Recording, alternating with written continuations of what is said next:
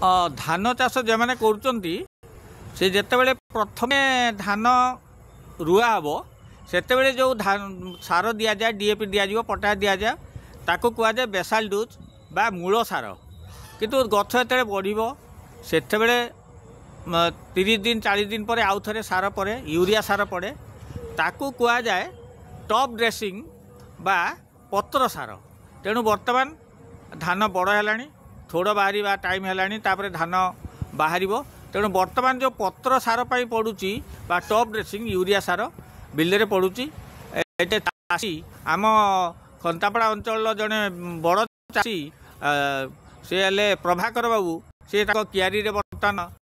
सार पकाउछंती अमल निश्चय अधिक हम आउ सी बहुत बिक्री करी भल पैसा पाइबे।